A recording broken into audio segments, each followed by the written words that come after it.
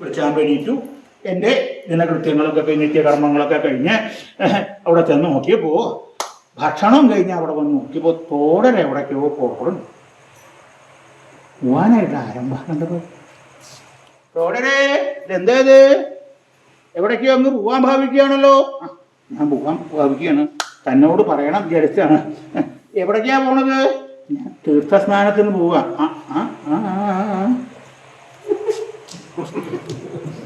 ഞാൻ അന്ന് പറയണ്ടായി എൻ്റെ തോടർഷി തന്നെയാണ് അബദ്ധം പറ്റിയാണ്ടെന്നുള്ളത് അല്ലേ. ഇന്ന് രാത്രി ഇവിടെ അത്താഴം കഴിഞ്ഞ് കിടന്നു പിന്നെ കിടക്കപ്രതി ഉണ്ടായിണ്ടാവില്ല അല്ലേ, എനിക്ക് പുറപ്പെടണ്ടാവും. അതൊന്നുമല്ല. പിന്നെ എന്താ ഉണ്ടായേ?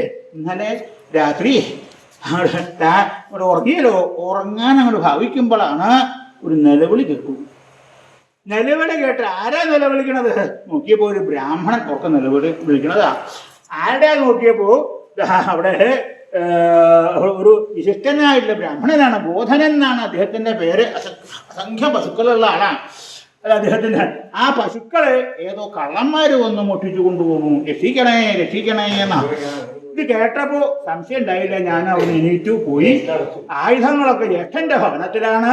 അവിടെ ചെന്ന് ആയുധങ്ങളെടുത്ത് ആ കള്ളന്മാരെ ഓടിച്ച് ആ പശുക്കളെ രക്ഷിച്ച് അദ്ദേഹത്തിന് കൊണ്ടുകൊടുത്തു.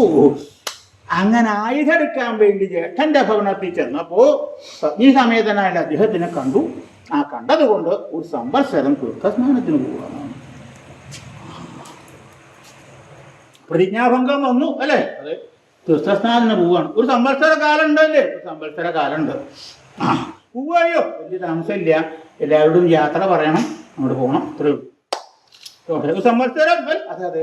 എന്നാൽ അത് കഴിഞ്ഞിട്ട് കാണാൻ. ഇനി എന്താ താനും വേണം എൻ്റെ കൂടെ. തോടരെ എനിക്ക് പ്രതിജ്ഞാഭംഗം ഒന്നും വന്നിട്ടില്ലല്ലോ. പ്രതിജ്ഞാഭംഗം അങ്ങനെയൊക്കെയല്ലേ വന്ന്. ഞാൻ എന്തിനാ തീർത്ഥസ്നാനം ചെയ്ത് എന്തായിരിക്കണേ? ഉണ്ടായില്ല. എൻ്റെ കൂടെ താനും വേണം. നിർബന്ധം, സംശയമില്ല, വേണം. തീർത്ഥസ്നാനം അല്ലേ. ഈ തീർത്ഥസ്നാനം എന്ന് പറഞ്ഞാൽ എത്ര ഉണ്ടും ഗ്യാമായിട്ടുണ്ടാവും. എന്താ ചതുർവിധായിട്ട് 4 കൂട്ടം പ്രഥമൻ അങ്ങനെയൊക്കെ ഉണ്ടാവുമോ? അപ്പൊ എന്താ വിചാരിച്ച തീർത്ഥസ്നാനം വെച്ചാല്? തീർത്ഥസ്നാനം വെച്ചാൽ എന്താ സുഖമായിട്ടുള്ള ഭക്ഷണം. തീർത്ഥസ്നാനം എന്ന് പറഞ്ഞാൽ ഓരോ തീർത്ഥങ്ങളിൽ മുങ്ങി മുങ്ങി പോവല്, കുളിക്കല്. കുളിയ പ്രധാനം. എനിക്ക് സ്വതേ ഒട്ടും പ്രധാനമില്ലാത്തതാണ് കുളി. ഇതാണല്ലേ. എന്താ വേണ്ടേ, എന്താ ചെയ്യാ? പരിഭ്രമായിട്ട്. പക്ഷേ ഇത് കഴിഞ്ഞപ്പോ ഞാനോ കുറച്ചു കഴിഞ്ഞു, സംശയമില്ല. ഇനിയിപ്പോ കഴിഞ്ഞു എന്ന് പറയാം. ഒരു കാര്യം ചെയ്യാം, നാളെ പ്രഭാതമായ നേരത്തെ രാജധാനിക്ക് പോവാം. ഇനിയിപ്പോൾ തീർത്ഥസ്ഥാനം ഇവിടെ മതി, മടങ്ങി പോവുക. അവിടെ ചെന്നാൽ ചോദിക്കുമ്പോൾ അർജുനൻ എവിടെ ചോദിക്കില്ലേ നമ്മളോട്. അപ്പം എന്താ പറയുക? പറയണ്ട, കഴിഞ്ഞു എന്ന് പറയാം. അല്ലാണ്ടപ്പം എന്താ ചെയ്യുക? കഷ്ടം.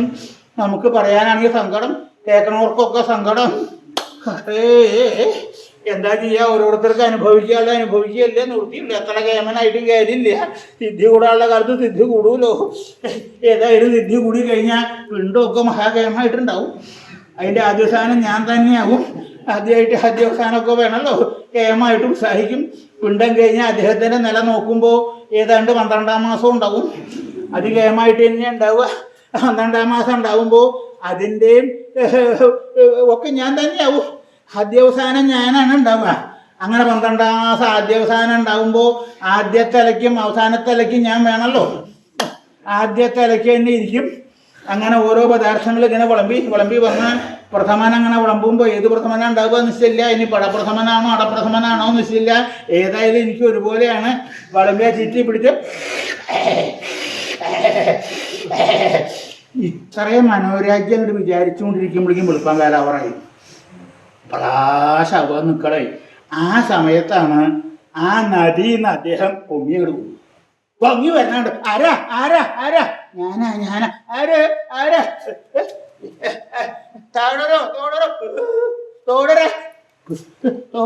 തോടര സിദ്ധി കൂടിയില്ലേ? സിദ്ധി കൂടിയാ ഞാൻ വരുമോ? അല്ല, ഞാനിപ്പോ തോടരുടെ 12-ാം മാസത്തിന്റെ പ്രസവനം ഒന്നായിരുന്നു. 12-ാം മാസത്തിന്റെ പ്രസവനോ? എനിക്കൊന്നും സംഭവിച്ചിട്ടില്ല. ഇല്ലേ? തോടരേ രാത്രി മുഴുവൻ അങ്ങനെ വെള്ളത്തിൽ മുങ്ങിക്കിടന്ന് ജലപിശാശ് വന്നിട്ട് ആള് മുങ്ങാന്ന് പറയാറുണ്ട്. ഒന്ന് മുങ്ങി നേരെയില്ല ആദ്യം കുളിക്കും, അങ്ങനെ ചില ആളുണ്ട്. ഈ മുങ്ങി ഇങ്ങനെ കിടക്കാൻ പറ്റുമോ? ഞാൻ മുങ്ങി കിടക്കുകയല്ലാണ്ടായേ. പിന്നെ എന്നെ ഒരു നാഗകന്യക പിടിച്ചു കൊണ്ടുപോയി. ആര്? നാഗകന്യക. എന്താ നാഗകന്യക?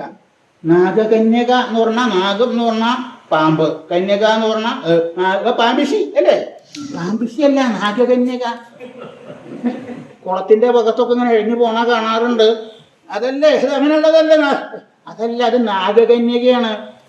നാഗകന്യക എന്ന് പറഞ്ഞാൽ പാമ്പിഷി തന്നെയാവും. പിടിച്ചു കൊണ്ടുപോയി. അങ്ങനെ പിടിച്ചാൽ അങ്ങോട്ട് പോവോ? അങ്ങ് വീരനായിട്ടുള്ള ആളല്ലേ. ഏതെങ്കിലും ഒരുത്തി പിടിച്ചാൽ അങ്ങോട്ട് പോവോ? പോകാണ്ട പറ്റില്ല. എന്താ അത്? നാഗകന്യക, ദിവ്യ സ്ത്രീയാ. അവള് പിടിച്ചു കൊണ്ടുപോയി. എവിടേക്ക് കൊണ്ടുപോയി? അവളുടെ രാജധാനിയിലേക്ക്. എന്താ പാമ്പിശ്ശേരി രാജധാനിയോ? അതെ. അവരെ കല്ലിന്റെ ഇടയിൽ പോയിട്ടാവില്ലേ? അല്ല, രാജധാനിയ, മനോഹര രാജധാനി. അതൊന്നും എൻ്റെ പാമ്പ് ഞാൻ ആവശ്യം പോണുണ്ട്, കല്ലിന്റെ ഇടയിലേക്കൊക്കെ പോണുണ്ട്, അതിന്റെ ഉള്ളിൽ കൊണ്ടുപോയി. അല്ല, അതിമനോഹര രാജധാനിയാണ്. അതെയോ? കൊണ്ടുപോയി അവിടെ കൊണ്ടുവന്ന ഒരു മഞ്ചത്തിൽ എന്നെ ഇരുത്തി. മഞ്ചോ? പാമ്പിഷി കൊണ്ടിരുത്തണത്. കാമഭ്രാന്ത് മുടുത്തു കഴിഞ്ഞാൽ ഒക്കെ അങ്ങനെ തോന്നി. ഈ പാമ്പിഷിയെ കണ്ട്, സ്വതേ പാമ്പിഷിയെ കണ്ടാൽ തന്നെ രണ്ടാവുക. അങ്ങനെ നിങ്ങൾ വിചാരിക്കണ പോലെയല്ല. ഇതൊരു ദിവ്യ സ്ത്രീയാണ്, നാഗകന്യകയാണ്. ഓ, അവിടെ കൊണ്ടുവന്നിരുത്തി. എന്തിനാ അവള് അങ്ങേ പിടിച്ചു കൊണ്ടുപോയത്? ഞാനിവിടെ സ്നാനം ചെയ്യണ സമയത്ത് എന്നെ അവള് കണ്ടപ്പോ അവൾക്ക് നന്ന ആഗ്രഹം തോന്നിന്ന്. വളരെ ഞാനവിടെ നിർത്തി പോകും. ഈ വലക്കെല്ലാം സ്ഥാനം പലരും കാണും. ഇപ്പൊ പാമ്പിശി കഴിഞ്ഞിട്ട് അവളശി കാണും. വേണ്ട നിർത്തിക്കോളൂ. അതില്ല, ഇത് ദിവ്യസ്ത്രീയാണ്. എന്നിട്ട് അവളെ സ്വീകരിക്കണം എന്ന് പറഞ്ഞു. അപ്പൊ എന്താ പറഞ്ഞത്? ഞാൻ പറഞ്ഞു എനിക്ക് ബ്രഹ്മചര്യാണ്, ഒരു സംവത്സരക്കാലം ബ്രഹ്മചര്യാണ്, സ്വീകരിക്കാൻ നിവൃത്തിയില്ല, ജ്യേഷ്ഠൻ നിശ്ചയിച്ചതാണ്, അത് നിവൃത്തിയില്ല എന്ന് പറഞ്ഞു. അപ്പൊ എന്തുവാ അവൾ നിവൃത്തിയില്ലല്ലേ? അവളുടെ ആഗ്രഹം സാധിച്ചില്ലേ? അങ്ങനെയല്ല. അപ്പൊ അവള് പറഞ്ഞു ആ ബ്രഹ്മചര്യം അവളെ ബാധിക്കില്ല, അത് ദ്രൗപദിയെ ബാധിക്കുള്ളൂ, പാഞ്ചാലിയെ ബാധിക്കുള്ളൂ, അവൾക്കത് ബാധകല്ല. ഇന്ന് തന്നെയല്ല, ഞാൻ ക്ഷത്രിയനാണ്. അവളിപ്പോ കാമപാരവശ്യം കൊണ്ട് വിവശയായേക്കണു. അങ്ങനെയുള്ളവരെ രക്ഷിക്കേണ്ടത് രാജാവിന്റെ ധർമ്മമാണ്, അല്ലെങ്കിൽ എൻ്റെ പ്രാണൻ തന്നെ പോയി എന്ന് വരുന്നു. അപ്പൊ അങ്ങ് എന്ത് പറഞ്ഞു? അപ്പൊ എന്താ?